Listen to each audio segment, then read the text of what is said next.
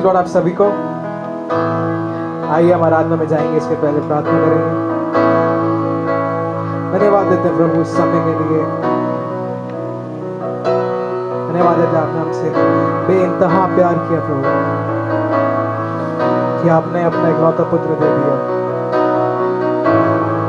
ताकि जब हम उसे विश्वास करते हैं तो हम नाश नहीं होते बल्कि अनंत जीवन पाते हैं। और इस दृढ़ विश्वास को हम पकड़ते हैं प्रभु, कि आप हमारे साथ हैं। हमें अब कोई डर नहीं है प्रभु, कि आप हमारे साथ हैं।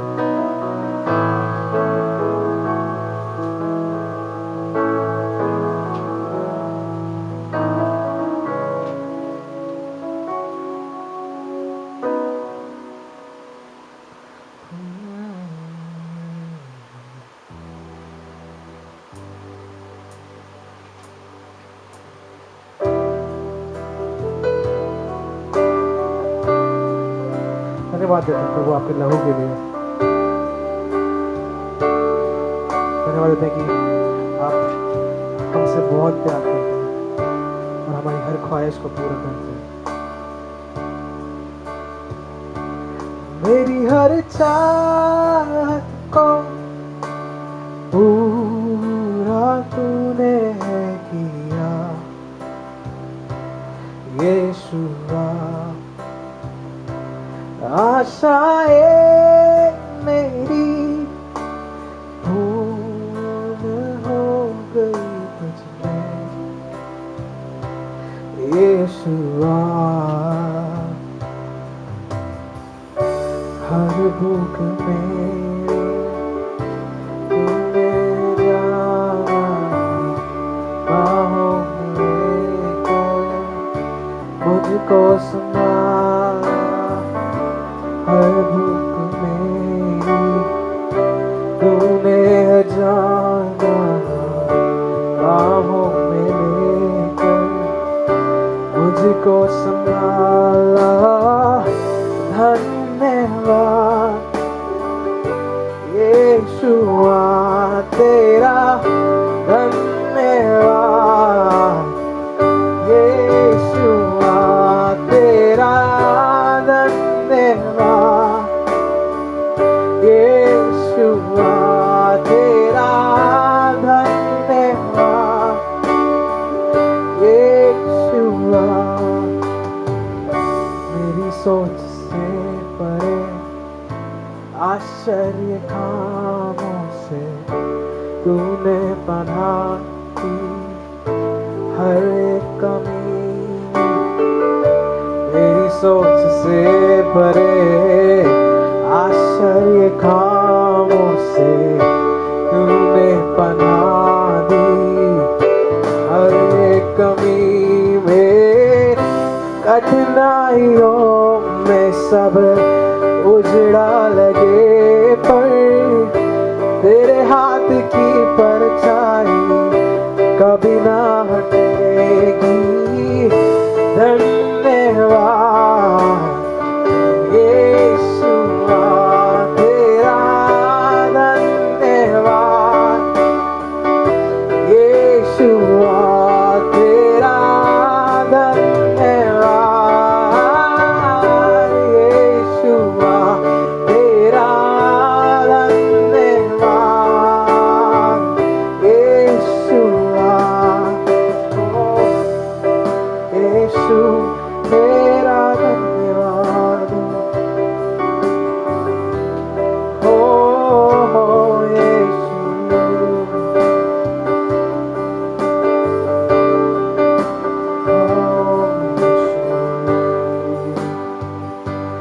यीशु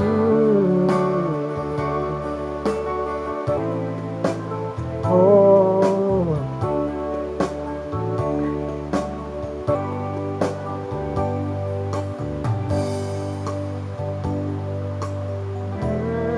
यीशु नाम, यीशु तेरा ऊंचा नाम। अल-मसीह नाज़री केवत है तू, अभिषेक है परिपूर्ण है, आश्रय है तू, चट्टान है, मार्ग है, मेरे जीवन दाता यीशुआ, मेरे यीशुआ, यीशुआ, मेरे यीशुआ, यीशुआ, मेरे यीशुआ, यीशुआ, मेरे खुदा यीशुआ, मेरे यीशुआ, यीशुआ, मेरे यीशुआ, यीशुआ, मेरे यीशुआ, यीशुआ, मेरे यीशुआ,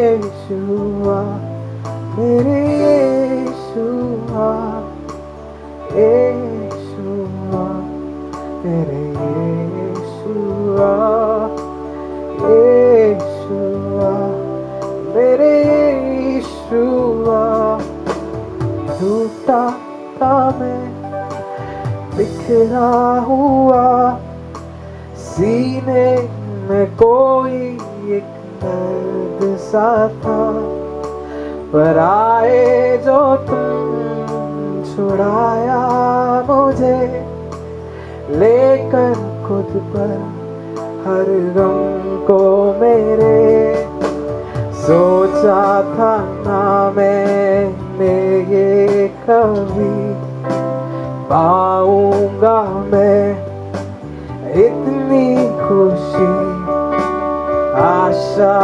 जगी, राह दिखी, जैसे मिली एक नई जिंदगी, ना कोई डर है मुझे अभी, जो तू मेरे साथ है खुदा, ना कोई डर है मुझे अभी, जो तू मेरे साथ है खुदा, लिख दिया हाथों पे मेरा नाम, गाऊं मैं होठों से तेरा नाम, यीशु तेरा नाम, यीशुआ, मेरे यीशुआ, यीशुआ, मेरे यीशुआ, यीशुआ, मेरे यीशुआ, यीशुआ, मेरे यीशुआ, यीशुआ, मेरे यीशुआ, यीशुआ, मेरे खुदा, यीशुआ, मेरे यीशुआ, यीशुआ, मेरे यीशुआ। धन्यवाद देते हैं प्रभु, आगे ये वचन के समय को हम आपके हाथ में सौंपते हैं। जो आपका दास बोलता है पवित्र आत्मा, वचन हमसे बातचीत करने पाए, हमें तोड़े मरोड़े, जैसा आप चाहते हैं वैसा बनाए। धन्यवाद देते हैं आपने प्रार्थना सुनी, सारी महिमा आपको मिले, सारा आदर आपको मिले, यीशु मसीह के नाम से मांगते हैं, आमीन। Praise the Lord. मैं आप सबका प्रभु यीशु मसीह के नाम से स्वागत करता हूं और मैं बहुत आनंदित हूं आप सब से प्रभु के बारे में बातचीत कर और जिन बातों को हम सीखने जा रहे हैं उन बातों को सोचकर भी मैं बहुत आनंदित हूँ। और मैं धन्यवाद देना चाहता हूँ हमारे senior pastor bishop doctor David Pagare के लिए, जिन्होंने यह सोचा है कि कलीसिया को अलग अलग बिब्लिकल स्टडी मेथड्स या बाइबल को हम कैसे अध्ययन कर सकते हैं उसके ऊपर कलीसिया को इक्विप करें। और मैं समझता हूँ कल और परसों 2 दिन आप लोगों ने कुछ स्टडी मेथड्स के बारे में या बाइबल के अध्ययन के तरीकों के बारे में सीखा होगा।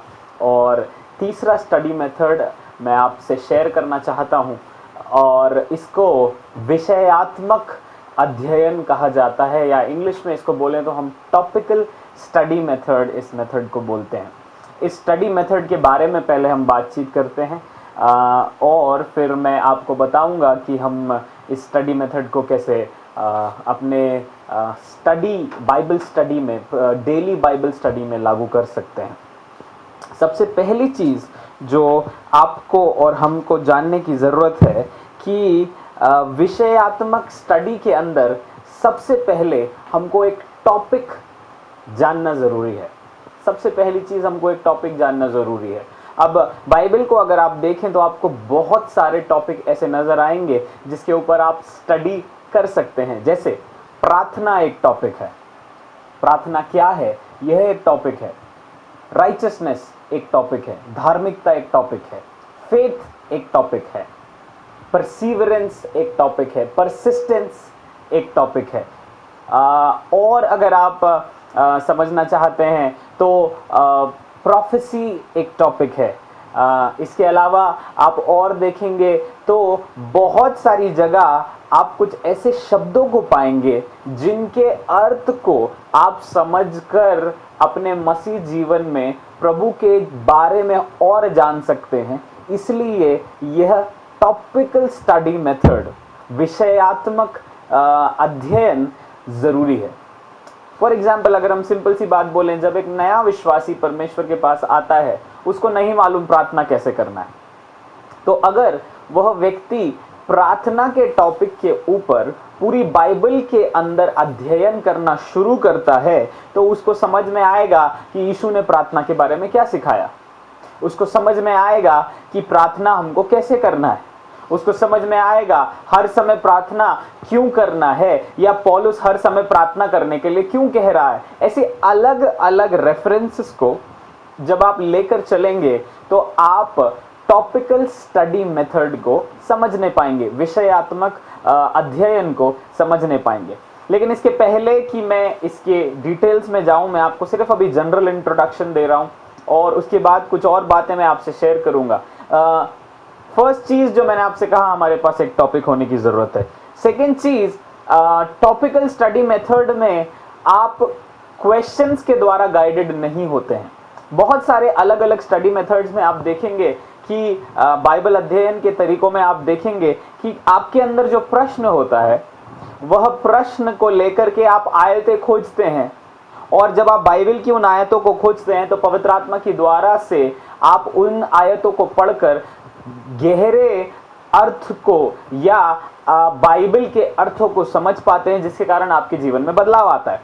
टॉपिकल स्टडी मेथड के अंदर क्योंकि हम बहुत सारे वर्सेस से, आयतों से होकर गुजरते हैं, इसलिए कई बार हमारी क्वेश्चनिंग से हम इस मेथड के अंदर पूरे रूप में स्टडी नहीं कर पाते। तो हमको ये जानने की जरूरत है कि कई बार क्वेश्चंस टॉपिकल स्टडी में हमको लीड नहीं करते, आयतें हमको लीड करती हैं, क्योंकि हर आयत का एक अलग इंटरप्रिटेशन होता है। मैं आपको एग्जाम्पल दूंगा कैसे होता है, अभी नहीं, लेकिन और जब आगे हम इस मेथड को लेके जाएंगे तब। लेकिन हर आयत जो आप टॉपिकल स्टडी मेथड में देखेंगे उसका एक अर्थ होता है जो दूसरी आयत से पर्टिकुलरली भिन्न होगा। अगर आप यीशु की प्रार्थना को देखें जो यीशु ने चेलों को सिखाई, और यीशु की प्रार्थना को देखें जो यीशु मसीह ने गतसमनी के बाग में की, इन दोनों प्रार्थनाओं में बहुत फर्क है। ऐसे ही टॉपिकल स्टडी मेथड के अंदर आप आयत से आयत की ओर जब बढ़ते हैं तो आपका विषय तो सेम रहेगा लेकिन उसका इंटरप्रिटेशन बदल जाएगा। चेलों को सिखाई हुई प्रार्थना अलग थी। यहां पर देखेंगे तो यीशु ने जो पिता के सामने प्रार्थना की, उस प्रार्थना में थोड़ा डिफरेंस है जो चेलों को सिखाई गई। ऐसे ही जब आयतों को आप लेते हैं टॉपिकल स्टडी मेथड के अंदर, तो कई बार क्वेश्चन से या प्रश्नों से आप आगे नहीं बढ़ते, लेकिन आयतें जो आपको बताना चाहती हैं उसको आप खोजने की कोशिश करते हैं, उनकी रियल मीनिंग के अंदर में, उनके सही अर्थ के अंदर में आप टॉपिकल स्टडी मेथड के अंदर खोजने की कोशिश करते हैं कि इस आयत का सच में मीनिंग क्या है। राइट? तो ये एक जनरल इंट्रोडक्शन मैंने आपको दिया है कि टॉपिकल स्टडी मेथड क्या होता है।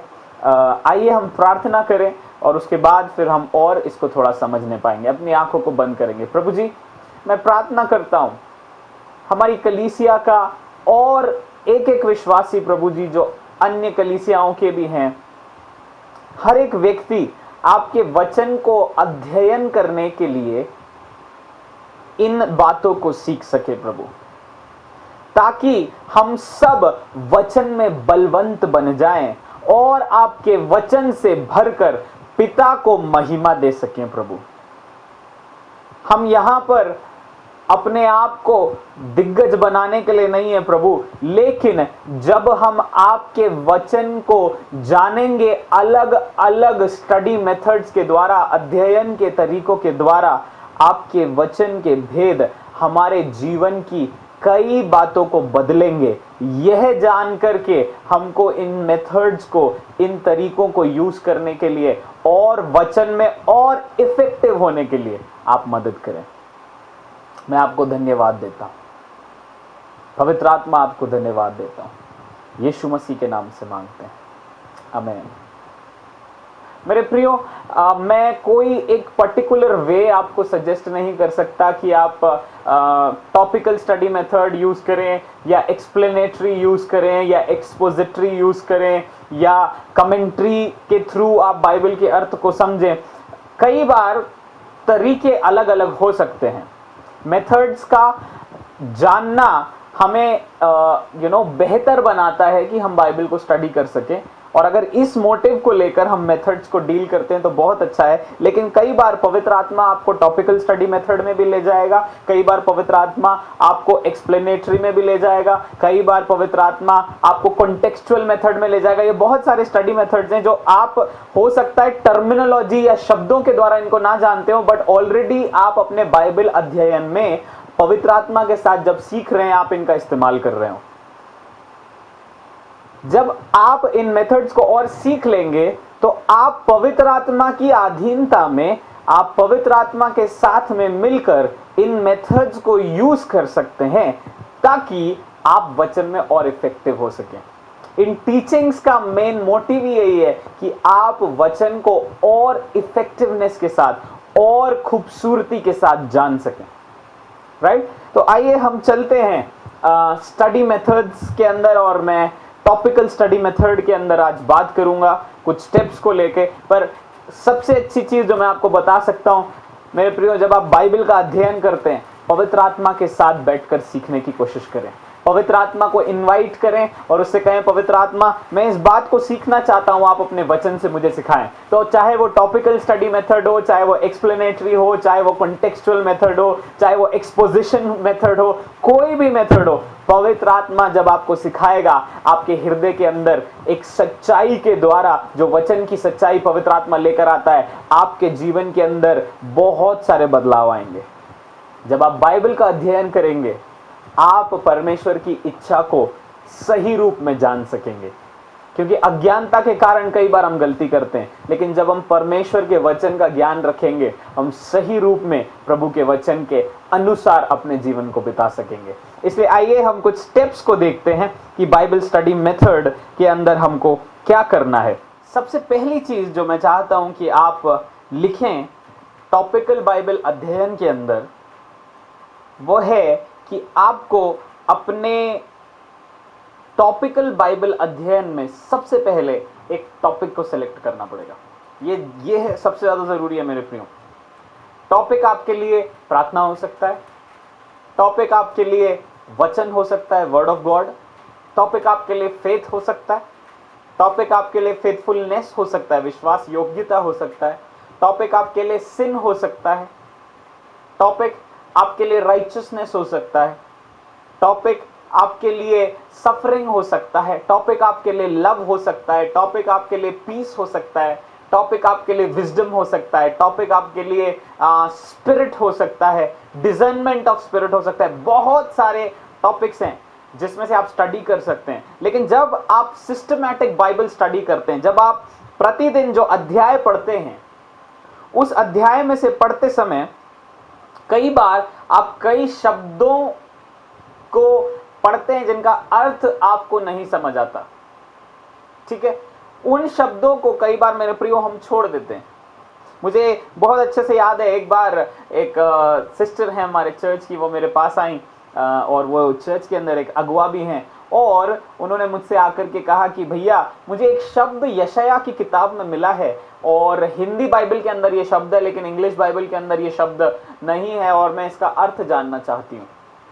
मैंने उस अर्थ का मीनिंग खोजना शुरू किया। मैंने डिक्शनरी को रेफर किया, मैंने बाइबल डिक्शनरी को रेफर किया, और कुछ दिनों के बाद मैं जब उनसे दोबारा मिला, मैंने उनसे कहा दीदी मुझे यह अर्थ इस शब्द का समझ में आ रहा है। और उस हफ्ते में वो दीदी भी उस अर्थ को खोज रही थी और उन्होंने भी सेम मीनिंग को कंक्लूड किया। कई बार जब आप सिस्टमैटिकली अध्याय दर अध्याय जब आप अपने बाइबल को पढ़ते हैं, कई शब्द आप अंडरलाइन करते हैं, कई चीजें आप पढ़ते हैं जो आपको समझ में नहीं आती। टॉपिकल बाइबल स्टडी यहाँ पर आपको उन शब्दों को स्टडी करने में, उनके अर्थ को स्टडी करने में मदद करेगी।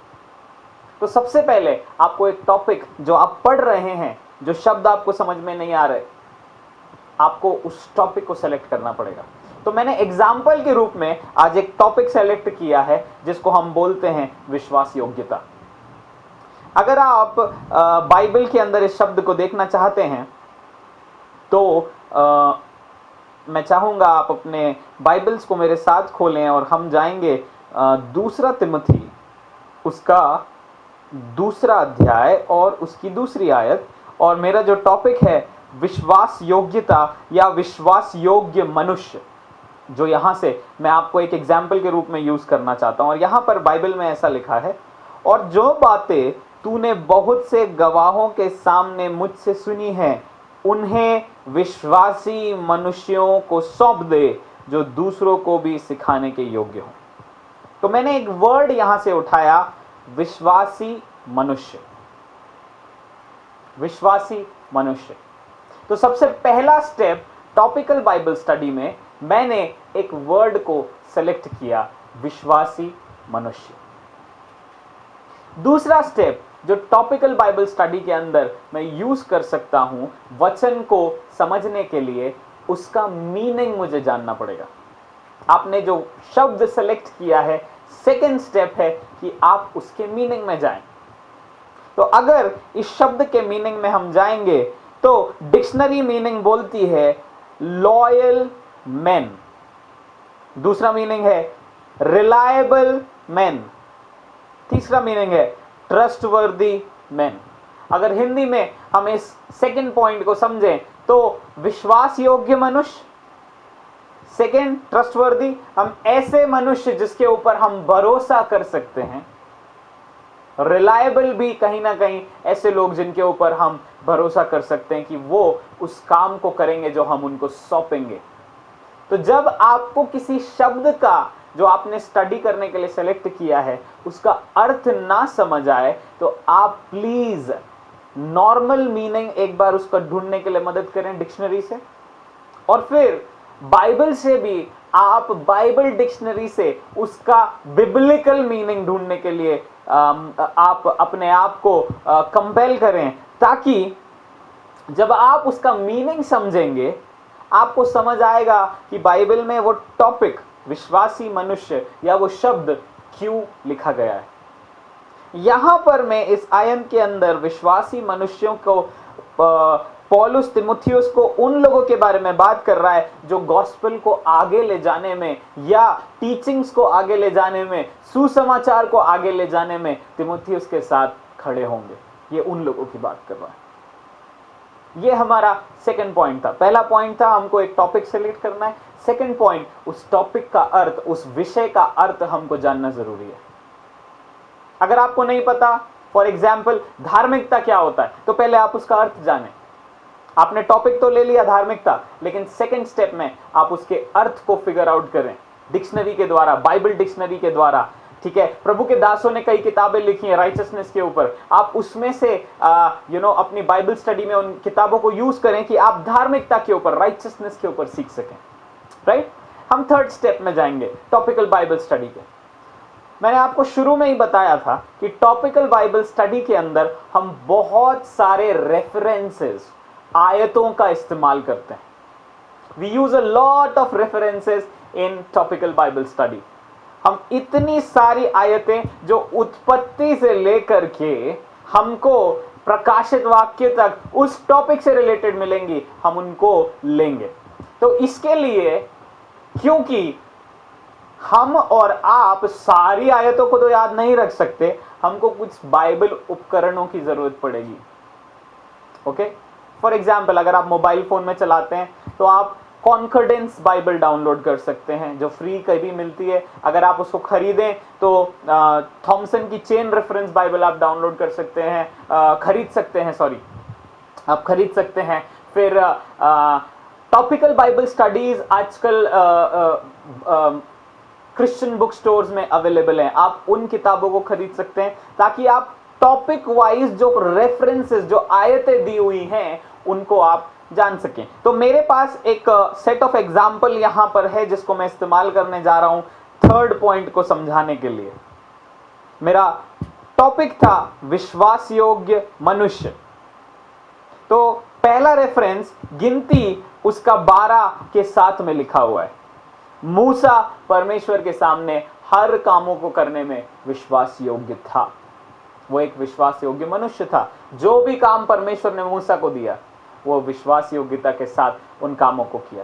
ये पहला रेफरेंस जो मुझे मिला। सेकंड रेफरेंस पहला शैमुएल उसका 2 अध्याय उसकी 35वीं आयत में लिखा हुआ है। ये एक प्रोफेसी के समान इस्तेमाल किया गया है, जहां पर परमेश्वर ये बताना चाह रहा था कि वो एक विश्वास योग्य मनुष्य को प्रीस्टली मिनिस्ट्री के अंदर में लेकर आएगा, जो कि इज़राइल के अंदर परमेश्वर के राज्य को स्थापित करने में मदद करेगा। और ये शैमुएल के बारे में यहां पर बात हो रही है।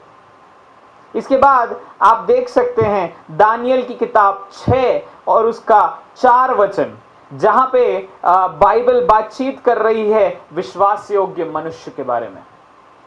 फिर आप देख सकते हैं भजन संहिता उसका 12 का 1, जहां पर यह लिखा हुआ है कि कोई भी विश्वास योग्य मनुष्य धरती पर नहीं बचा। हाँ जी।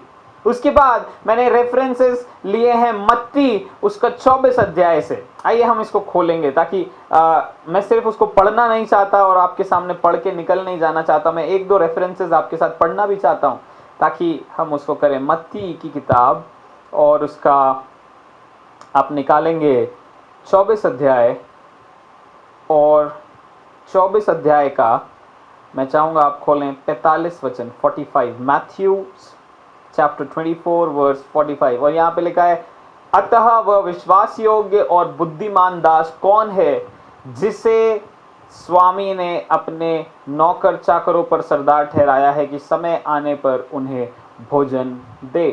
यहाँ पे लिखा है विश्वास योग्य और बुद्धिमान दास कौन है। मेरे प्रियो, नेक्स्ट रेफरेंस को हम खोलेंगे, क्योंकि मैं अभी आपसे सिर्फ ये चाहता हूं कि अभी आप सिर्फ रेफरेंसेस के थ्रू जाएं इस पॉइंट्स के अंदर में। पहला कुरिन्थियों उसका 1 का 9 खोलेंगे अपनी बाइबल्स में। पहला कुरिन्थियों उसका पहला अध्याय उसकी 9वीं आयत, जहां पर मैं ऐसा लिखा हुआ है, परमेश्वर विश्वास योग्य है जिसने तुमको अपने पुत्र हमारे प्रभु यीशु मसीह की संगति में बुलाया है। कुछ हिंदी बाइबल्स में लिखा होगा परमेश्वर सच्चा है, लेकिन आप ज्यादातर पुरानी बाइबल्स जो हैं उसमें देखेंगे, या रीएडिटेड बाइबल वर्जन अगर आप पढ़ें तो वहां पे लिखा हुआ है परमेश्वर विश्वास योग्य है।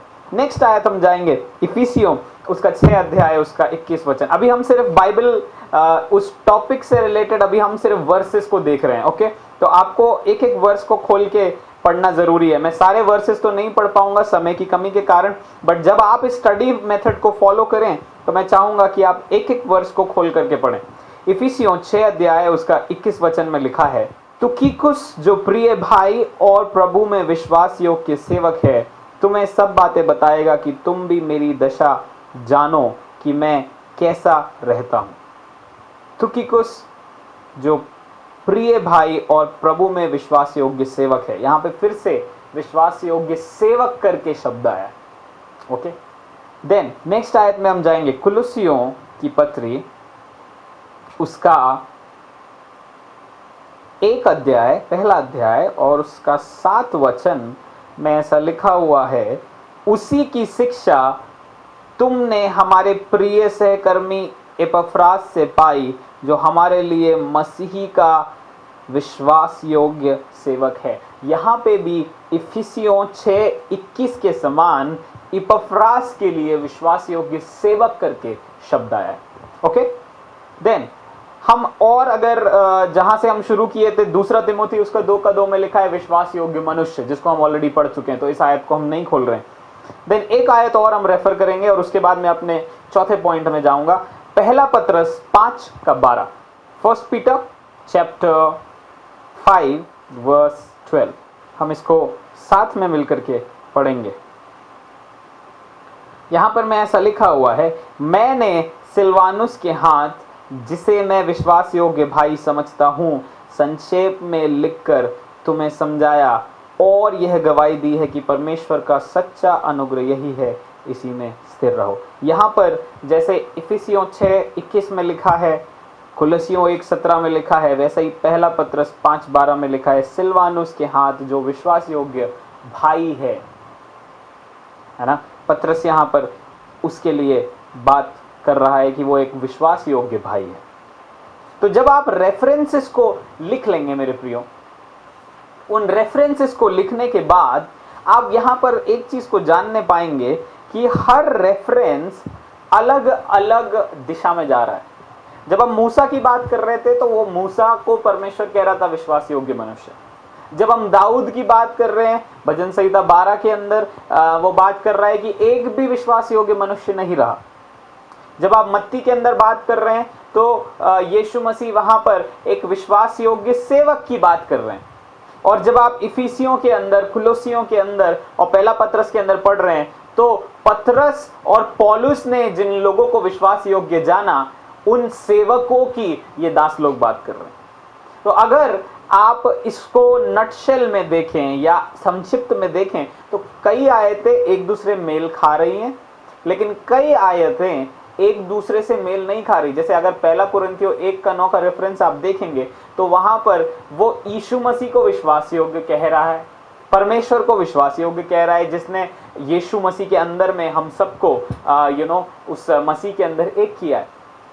तो यहां पर मैं आप जानने पाएंगे कि आप जब रेफरेंसेस अलग अलग खोजेंगे तो वहां पे आपको समझ आएगा कि कई बार जो क्वेश्चन आपके अंदर है उस क्वेश्चन के द्वारा टॉपिकल स्टडी नहीं चल पाती। ये इसका एक तरीका है। आपको हर रेफरेंस को उसके ही तरीके से समझना पड़ेगा। जैसे मूसा के बारे में जो लिखा है वो मूसा के कॉन्टेक्स्ट में आपको समझना पड़ेगा कि मूसा को परमेश्वर ने जो जो काम दिया उसने वैसे ही कामों को किया। जब आप मत्ती के अंदर बात कर रहे हैं तो वहां पर मैं यीशु मसीह एक सेवक की बात कर रहे हैं जो विश्वास योग्य है, तो आपको उस पैरेबल को पढ़ करके उस विश्वास योग्य के अर्थ को समझना पड़ेगा। लेकिन जब आप पहला कुरिन्थियों उसका पहला अध्याय और उसका 9 वचन का बात करते हैं तो वहां पर कुछ और कॉन्टेक्स्ट में परमेश्वर विश्वास योग्य है। पौलुस लिख रहा है कि परमेश्वर हमसे कभी दगा नहीं करता, वो हमेशा हमारे लिए विश्वास योग्य है, इसलिए उसने यीशु मसीह के अंदर हमको संगति में, एकता में बुलाया है। तो आप देखेंगे एक डिफरेंशिएशन है। और मेरा चौथा पॉइंट यही है कि आपको प्रश्नों को क्रिएट करना पड़ेगा, क्योंकि हमने जब शुरू किया था हम विश्वास योग्य मनुष्यों की बात कर रहे थे, लेकिन जब आप प्रश्न क्रिएट करेंगे आपको समझ आएगा कि अलग अलग प्रश्न अलग अलग आयतों से जब जुड़ेंगे तो ये एक लिंक क्रिएट करेंगे, एक चेन क्रिएट करेंगे जो आपके लिए इजी हो जाएगी समझने के लिए। आइए हम इसको समझते हैं कैसे इसको करना है। चौथे स्टेप की हम बात कर रहे हैं। आप क्वेश्चंस को इन रेफरेंसेस के अर्थ को समझने के बाद फॉर्म करें। जैसे पहला क्वेश्चन यहां पर मैंने बनाया है कि विश्वास योग्य मनुष्य जैसे मूसा था, क्या परमेश्वर भी विश्वास योग्य है? तो मैंने उसका उत्तर दिया है पहला कुरिन्थियों उसका 1 अध्याय उसका 9 वचन से, जहां लिखा है परमेश्वर विश्वास योग्य है जिसने तुमको अपने पुत्र हमारे प्रभु यीशु मसीह की संगति में बुलाया। इसका मतलब टॉपिकल स्टडी के अंदर मेरा पहला क्वेश्चन जो मैंने फ्रेम किया, क्या परमेश्वर विश्वास योग्य है, और बाइबल से उसी का उत्तर मैंने लिखा, हाँ परमेश्वर विश्वास योग्य है। इसके क्रॉस रेफरेंसेस भी आपको मिल सकते हैं, इसकी कई और आयतें भी आपको मिल सकती हैं कि परमेश्वर की ये एक क्वालिटी है कि प्रभु विश्वास योग्य है। जैसे पहला कुरिन्थियों 1:9 मैंने आपको बताया, पहला यूहन्ना 1:9 में भी लिखा हुआ है कि परमेश्वर विश्वास योग्य है हमारे पापों को क्षमा करने के लिए। ओके, सेकेंड क्वेश्चन को हम बनाएंगे 4th स्टेप में कि विश्वास योग्य मनुष्य कौन कौन है। विश्वास योग्य मनुष्य कौन कौन है? तो जो मैंने रेफरेंसेस अभी आपके सामने पढ़े, उन रेफरेंसेस में से सबसे पहला रेफरेंस जो आपको मिलेगा गिनती उसके 12 के साथ में कि मूसा जो था वो परमेश्वर के सामने विश्वास योग्य था। तो पहला रेफरेंस आप मूसा का ले सकते हैं। फिर उसके बाद अब्राहम का रेफरेंस आप ले सकते हैं, नहम्याह की किताब 9वां अध्याय 7 और 8 वचन के रेफरेंस में। दाऊद का रेफरेंस आप ले सकते हैं पहला सैमुएल 22 अध्याय 14 वचन से। दानियल का रेफरेंस आप ले सकते हैं, जो आयत मैंने आपको बताई, दानियल 6 अध्याय 4 वचन से, कि कौन कौन व्यक्ति बाइबल के अंदर विश्वास योग्यता या विश्वास योग्य मनुष्य की कैटेगरी में रखे गए हैं। अगर नए नियम में देखें तो तिमोथी के लिए पहला कुरिन्थियों 4:17 में लिखा हुआ है कि तिमोथी विश्वास योग्य था। टाइकिकस के लिए लिखा हुआ इफिसियों 6:21 जो हमने पढ़ा था। इपफ्रास के लिए कुलसियों 1:17 में लिखा हुआ है। पौलुस के लिए पहला तिमोथी 1:12 में लिखा हुआ है। सिलास के लिए पहला पत्रस और उसका 5:12 में लिखा हुआ है। अब हम तीसरा क्वेश्चन बनाएं अगर इसी स्टडी के अंदर, क्योंकि आपने ये तो देख लिया कि कौन कौन लोग बाइबल के अंदर विश्वास योग्य थे, आपने इनकी जीवनी के बारे में पढ़ा, इनकी बायोग्राफी के बारे में पढ़ा, और बायोग्राफी के बाद के पढ़ने के बारे में आपको समझ में आया कि मूसा विश्वास योग्य था, दाऊद विश्वास योग्य था, सैमुएल विश्वास योग्य था, हनानी विश्वास योग्य था, दानियल विश्वास योग्य था, उसके बाद तिमोथी विश्वास योग्य था, पौल विश्वास योग्य था, उसके बाद सिलास विश्वास योग्य था और इपफ्रास विश्वास योग्य था। आपने जब इन लोगों के बारे में बाइबल के अंदर पढ़ा तो आपको समझ में आएगा और आपके अंदर भी प्रश्न उठेंगे कि विश्वास योग्य लोग इनको क्यों कहा गया है, जो कि मेरा तीसरा प्रश्न है इस बाइबल स्टडी को हम आगे बढ़ा रहे हैं जब। ओके, तो मेरा तीसरा प्रश्न है कि इन व्यक्तियों को क्यों ऐसा क्या कहा गया है, क्या क्वालिटी इनके अंदर है। तो आइए हम इसके ऊपर बात करते हैं कि क्या क्वालिटी एक विश्वास योग्य व्यक्ति की होनी चाहिए जिसके कारण हम उस व्यक्ति को बोलेंगे कि वो विश्वास योग्य। फॉर एग्जाम्पल, मान लीजिए अगर मैं एक साधारण भाषा में एग्जाम्पल दूं, उसके बाद मैं बाइबल के एग्जाम्पल में घुसूंगा। साधारण भाषा में अगर आप किसी को विश्वास योग्य बोलेंगे तो मान लीजिए आपने आपके जो दुकान पर कोई काम कर रहा है, या मान लीजिए आपके साथ आपका कोई दोस्त है, आपने उसको 5,000 रुपए दिया और बोला कि भाई ये पैसा यहाँ से यहाँ पहुंचा देना, और जब उस व्यक्ति के पास पैसा पहुंच जाएगा तो वो व्यक्ति मुझे कॉल करके बता देगा। आपको कैसे पता चलेगा वो विश्वास योग्य है? जब वो व्यक्ति, जब वो नौकर, जब वो आपका दोस्त वो 5,000 रुपए को दूसरे बंदे को दे देगा और उस बंदे से जब आपके पास कॉल आ जाएगा तो कभी भी आप इस बंदे को दोबारा 10,000 इधर से उधर करने के लिए देने में संकोच नहीं करेंगे, क्योंकि आपको पता चल गया है कि व्यक्ति विश्वास योग्य है। ऐसे ही बाइबल भी विश्वास योग्य लोगों के कुछ कैरेक्टरिस्टिक्स के बारे में, या परमेश्वर के दास जो हैं उनके कुछ विश्वास योग्य कैरेक्टरिस्टिक के बारे में बातचीत कर रही है। तो पहला पॉइंट हम देखेंगे जो कि लिखा है फिलिपियों की किताब उसका दूसरा अध्याय और उसकी 19वीं आयत, 20वीं आयत, 21वीं आयत के अंदर, और मैं इसको पढ़ने नहीं जा रहा हूं क्योंकि मैं और कुछ बताना चाहता हूं, इसलिए मैं समय यहां पर बचाऊंगा। लेकिन यहां पर ऐसा लिखा हुआ है कि पौलुस लोगों के बारे में जानने के लिए उत्सुक था जो फिलिपियों के अंदर में थे, और इसलिए वो कह रहा है कि मैं तिमुथियुस को तुम्हारे पास भेजूंगा ताकि तुम्हारी दशा को मैं जान सकूं कि तुम कैसे हो। पौलुस एक ऐसा व्यक्ति था जिसने उन कलीसियाओं को स्टैब्लिश किया था और वो बहुत ही ज्यादा इन लोगों के बारे में सोचता था, इनके लिए प्रार्थना करता था, और पवित्र आत्मा के अंदर इन लोगों के जब वो कुछ बारे में सुनता था तो पत्रों को लिखकर भेजा करता था। और ये पहली क्वालिटी आप देखेंगे पौलुस के अंदर कि जो व्यक्ति विश्वास योग्य होता है, परमेश्वर के काम को करने के लिए वो लोगों के इंटरेस्ट को ज्यादा सीख करता है और खुद के इंटरेस्ट को कम सीख करता है। ये पहली क्वालिटी विश्वास योग्य लोगों की। क्योंकि जो व्यक्ति सेल्फिश होता है वो अपने हित के लिए सब करेगा, लेकिन जो व्यक्ति विश्वास योग्य होता है, हो सकता है उसको हानि भी उठानी पड़े, लेकिन वो काम करेगा जो सही होगा और सबके हित में होगा। ओके, सेकंड पॉइंट देखते हैं। वह व्यक्ति के जीवन के जो वैल्यूज होंगे वो बहुत अच्छे होंगे। प्रोवर्ब्स उसका 28 और उसका 20, नीति वचन उसका 28, उसका 20 आप पढ़ेंगे। ये एक ऐसा व्यक्ति होगा जो पैसे हमेशा कमाने के लिए बातचीत नहीं करेगा, लेकिन वो एक ऐसा व्यक्ति होगा जो सही जीवन जीने के ऊपर अपने आप को स्थापित करेगा। ओके, एक और पॉइंट बताऊंगा, उसके बाद हम इसको खत्म करेंगे। वह परमेश्वर की इच्छा को जानने के लिए और उसको पूरा करने के लिए हमेशा तैयार रहेगा। ऐसा लिखा है पहला शमूएल उसका 2 और उसका 35 के अंदर में।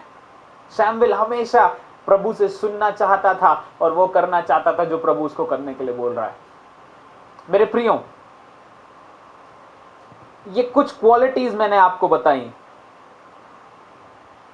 और इन क्वालिटीज को अगर आप एक व्यक्ति के अंदर देखेंगे तो आपको यह पता चल जाएगा कि वह व्यक्ति विश्वास योग्य है, वो व्यक्ति विश्वास योग्य मनुष्य है या नहीं। ओके, तो आप खुद इस पर स्टडी करिए। मैं सिर्फ एक एग्जाम्पल दे रहा हूं कि कैसे यहां पर मैं स्टडी मेरे पास है जिसको मैं एक एग्जाम्पल की तरह यूज कर रहा हूं, ताकि आप समझ सकें कि जब आप क्वेश्चनिंग आयतों से रिलेटेड बनाना शुरू करें तो आप उसके ऊपर उसके अर्थ को समझकर सही चीजों को सीख सकें। ओके, चौथा पॉइंट मैंने यहां पर खत्म किया है, जिसके अंदर मैं आपसे ये बातचीत कर रहा था कि हम प्रश्नों को रेफरेंसेस के, आयतों के आधार पर बनाएं। और उसके बाद पांचवें पॉइंट में हम आते हैं जहां पर हम बात करेंगे एप्लीकेशन की। मेरे प्रियो, कोई भी स्टडी मेथड आप ले लीजिए, जब आप वचन को स्टडी करते हैं वो वचन आपके हृदय में कार्य करना शुरू करता है। टॉपिकल स्टडी मेथड भी जब आप फॉलो करेंगे तो फॉर एग्जाम्पल यहां पर लिखा हुआ था एक पॉइंट कि हम किस व्यक्ति को विश्वास योग्य कह सकते हैं। वो एक ऐसा व्यक्ति होगा जो प्रभु की इच्छा को पूरा करने के लिए तत्पर होगा, है ना। प्रभु की इच्छा को मानने के लिए, उसको पूरा करने के लिए उसके अंदर एक जिज्ञासा रहेगी। तो पांचवें पॉइंट में आप अपने लिए एक प्रश्न बना सकते हैं, क्या मेरे अंदर ऐसी जिज्ञासा है कि मैं प्रभु के वचन को पूरा करूं, प्रभु की बातों को पूरा करूं जो प्रभु मुझसे कह रहा है अपने वचन के द्वारा। फिर आप उसका उत्तर अपने लिए दे सकते हैं, हाँ या नहीं, या कभी कभी करता हूं। जब आप इसको एप्लीकेशन के फॉर्म में अपने जीवन पे लागू करते हैं तो आपको पता चलेगा कि आप उन बाकी विश्वास योग्य मनुष्यों की तरह जो बाइबल के अंदर अभी हमने एक लिस्ट के अंदर में देखा, अब्राहम की तरह, मूसा की तरह, दानियल की तरह, यीशु मसीह की तरह, पौलुस की तरह, पतरस की तरह, सिलास की तरह, क्या आप उसके वचन की बातों को सीखने में और पूरा करने में विश्वास योग्य मनुष्य हैं कि नहीं। ये एप्लीकेशन पार्ट, यह पार्ट पवित्र आत्मा की सहायता से, क्योंकि पवित्र आत्मा आपके मन के एक एक विचारों को जानता है।